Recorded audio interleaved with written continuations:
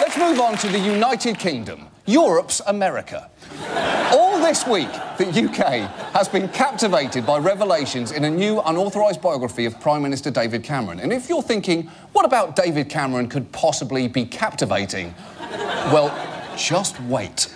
There are allegations the young David Cameron smoked cannabis at Oxford University, and even that he took part in a bizarre initiation ceremony for a dining club involving a pig.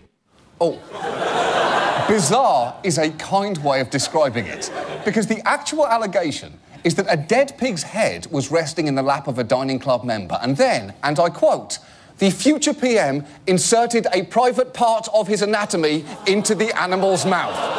Yes, this book actually contains a claim that David Cameron, Prime Minister of the UK, once put his dick in a dead pig's mouth.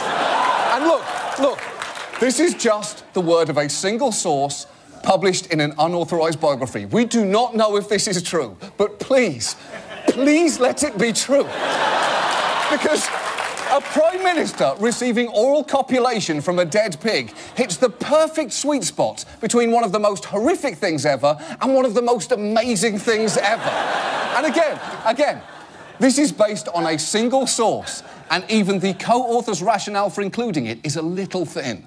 We did think about whether we should put it in or not, and in the end, you know, it made us smile. I have to say, we thought about whether to put it in or not, but in the end, it made us smile. Really sounds like something David Cameron would say after sticking his dick in a dead pig. If he did. Which he definitely did. I honestly don't want to look into this story too closely in case it falls apart, but to ignore it, simply because it might not be true, is to look a gift horse in the mouth.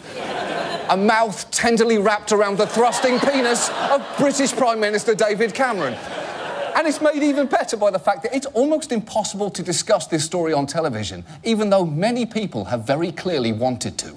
The lurid allegations that are made in this book, and we can't explicitly talk about them, obviously, because of the time of day. The pig and what did or didn't happen.